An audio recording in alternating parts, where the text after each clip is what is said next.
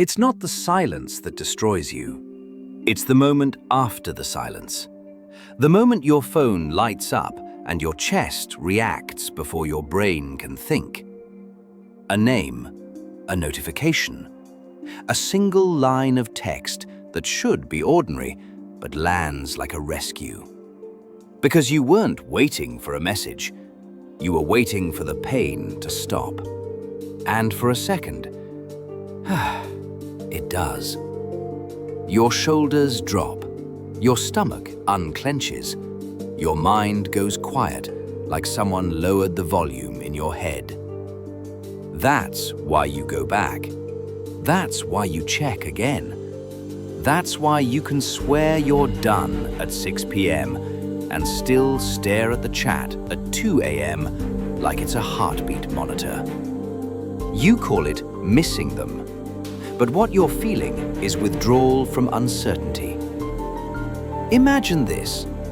You're trying to sleep, but you keep hearing your phone in your mind. Not the sound, the possibility. Because the worst part isn't no message. The worst part is maybe a message. Maybe they'll text. Maybe they won't. Maybe they're thinking about you. Maybe they're laughing with someone else. Maybe you mattered. Maybe you never did. The human brain was not built to live inside maybe. Maybe is a hallway with no exit signs. So your brain starts pacing. It replays the last conversation. It zooms in on a sentence like it's evidence. It rereads the last message like it's a prophecy. It reinterprets punctuation like it's a threat. It tries to solve the mystery of their absence. Because if your mind can solve it, your mind believes it can control it. But this isn't a mystery you can solve by thinking harder. This is a pattern that trains people. And the pattern has a name: intermittent reinforcement. This video isn't motivation. It's not advice. It's a psychological breakdown of why inconsistent attention is more addictive than consistent love. Why you can forget someone who treats you well, but can't stop thinking about someone who treats you like a random reward. Why your standards drop quietly. Why your identity gets edited. Why your nervous system starts acting like your phone is oxygen. Because your brain doesn't get addicted to pleasure. Your brain gets addicted to uncertainty. And uncertainty becomes a drug when it occasionally ends. Let's start at the beginning. Not the beginning of the relationship, the beginning of the obsession. It usually begins with a moment that feels bigger than it should. A compliment that hits you at the exact second you felt invisible. A late-night call that makes you feel chosen. A message that arrives when you are about to give up. A look that feels like recognition. The timing is perfect. And because the timing is perfect, your brain marks it as important. Not nice, important. Like food, like water, like safety. You don't even realize what happened. You just know you want to feel that again. Then comes the shift. The energy changes. They don't announce it. They don't explain it. They just become different. Replies get shorter. Warmth gets replaced by dryness. The curiosity disappears. The effort disappears. They start taking longer. They start forgetting. They start being busy. And your body notices before your pride does. Your chest feels tight for no reason. Your appetite changes. Your sleep changes. Your attention collapses. Your mind starts scanning for the first sign of rejection. Because social instability triggers the nervous system like danger. Connection is ancient survival. The brain treats a bond like shelter. So when the shelter becomes unstable, your body goes on alert. And now your mind starts doing something you never planned to do. Monitoring. You check your phone more. You look at their activity. You watch their stories. You notice when they're online. You notice when they're not. You replay your own words and ask, was that too much? Not because you're controlling, because your brain is trying to reduce uncertainty. Then the payout arrives. And this is the moment people mistake for love. After hours, days, silence, they return. Sometimes with nothing, sometimes with an apology, sometimes with warmth, like the old version of them came back, sometimes with a single "hey" that shouldn't matter, but does. And your body relaxes again. The panic ends. The hunger pauses. The pressure in your chest releases. You don't just feel happy, you feel safe. For 5 minutes. And your brain learns the most dangerous lesson it can learn. Waiting works. So it keeps waiting. Act 2. The machine inside your head. Intermittent reinforcement is simple, but it's brutal. Sometimes you get the reward, sometimes you don't. And because you can't predict which one you'll get, your brain becomes obsessed with trying again. Consistency calms the brain. Randomness activates it. A consistent person creates peace. A random person creates a chase. And the chase feels alive. That's why intermittent reinforcement is the strongest reinforcement schedule psychologists have ever studied. The reward is unpredictable, so the behavior becomes compulsive. You don't chase because the reward is huge. You chase because it might happen. Might is the drug. Here's a small experiment your mind runs without asking permission. If someone is consistently kind, you adapt. You relax. The emotional spike fades because the outcome is guaranteed. But if someone is inconsistent, your mind cannot adapt. It stays alert. It becomes a pattern-hunting machine. And humans are terrified of randomness. We hate it so much that we would rather blame ourselves than accept chaos. So your mind starts doing math. If they replied yesterday, maybe they'll reply today. If they were warm last week, maybe the warmth is still there. If I say the right thing, maybe I can bring back that version of them. If I act less needy, maybe they'll respect me. If I act more distant, maybe they'll chase me. This is how love turns into strategy. Not because you're manipulative, because you're scared. Now, let's talk about dopamine the right way. Dopamine is not simply pleasure, it's anticipation. It's your brain saying, pay attention, something important might happen.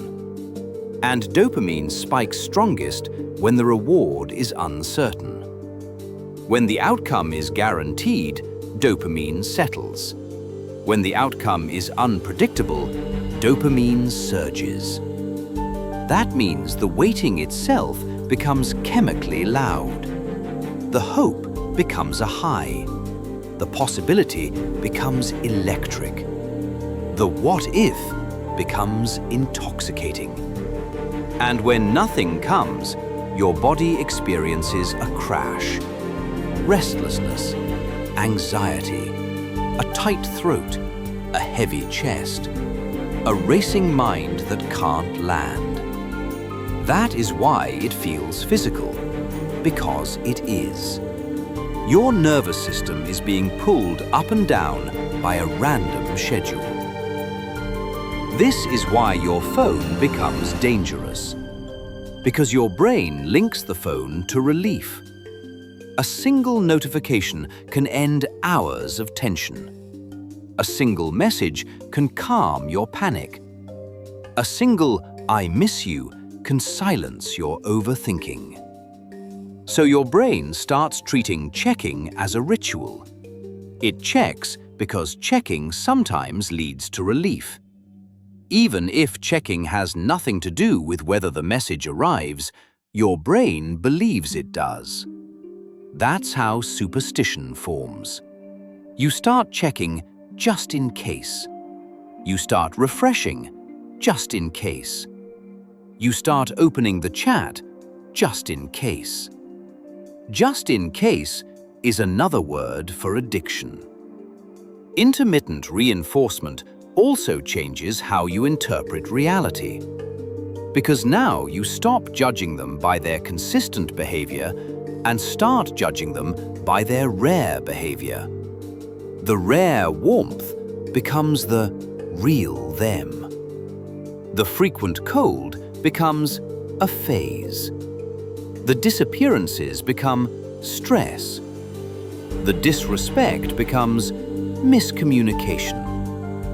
Your brain becomes a lawyer for the person who confuses it. Because if the pattern is real, then the hope is irrational. And your brain hates admitting it was fooled.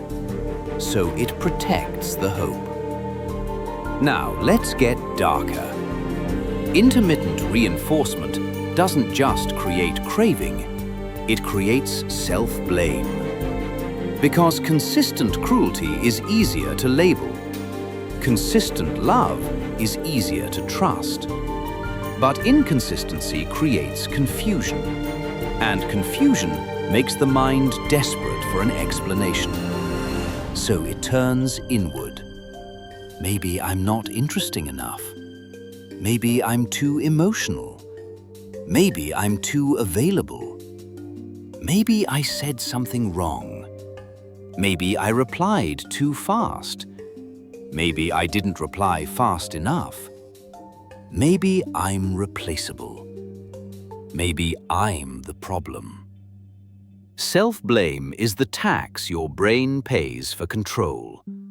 Because if it's your fault, then you can fix it. And if you can fix it, then you can keep hope alive. Hope is the drug.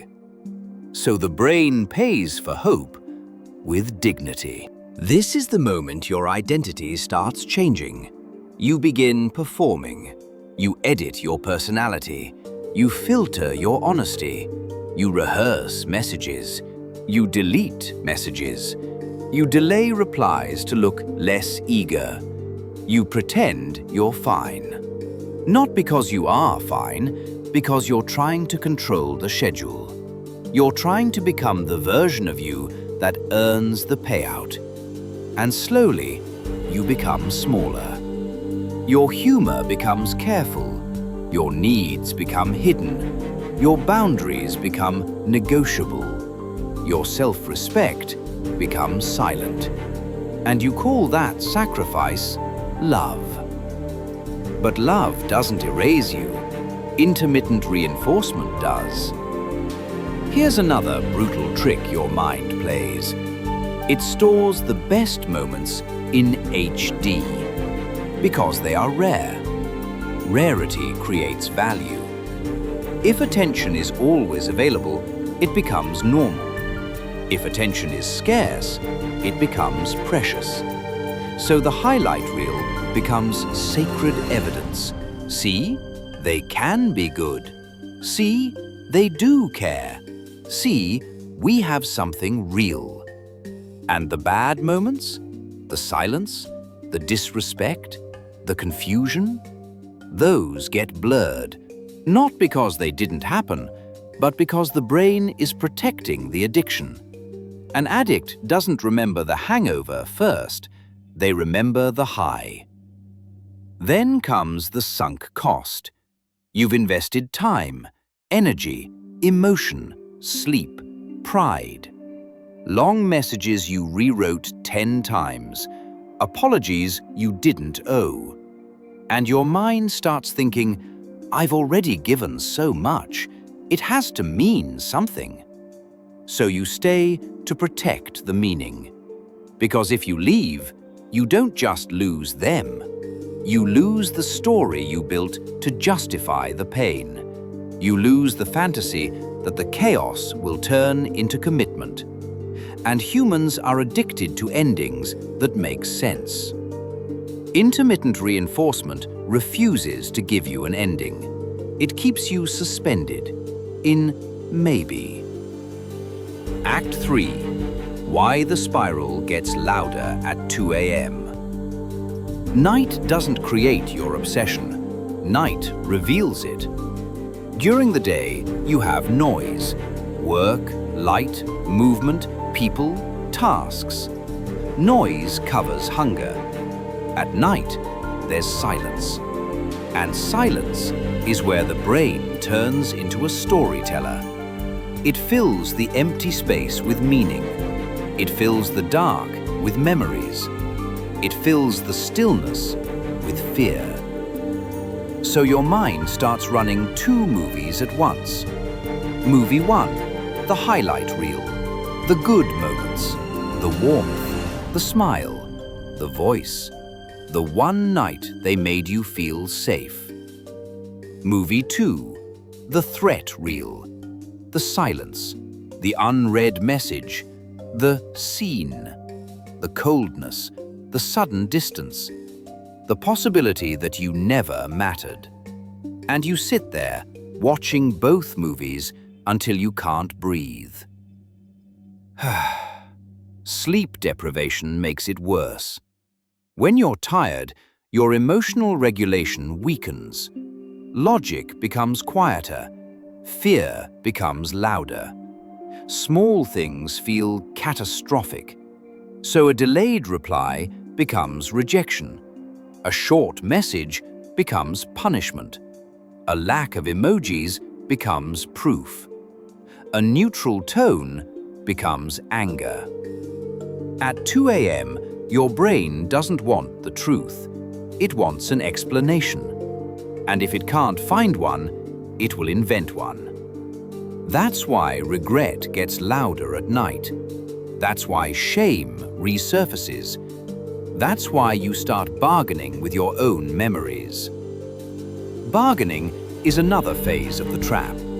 You start thinking, if I had said it differently, if I had been calmer, if I had not cared so much, if I had been more attractive, if I had been more mysterious. Your mind rewinds the past like it's a video game you can replay. Because if the past can be rewritten, then the present can be fixed. And if the present can be fixed, then the payout can become permanent. That fantasy is what keeps you attached. Not the person, the fantasy of control. Here's the truth that hurts. Intermittent reinforcement makes consistent love feel boring. Because your nervous system has been trained by chaos. Peace doesn't spike your adrenaline. Stability doesn't trigger your dopamine chase. A calm person doesn't make your heart race with uncertainty. So your brain mislabels peace as no chemistry. But chemistry is not proof of safety. Sometimes chemistry is just your nervous system reacting to unpredictability. Sometimes sparks are just anxiety with a romantic filter.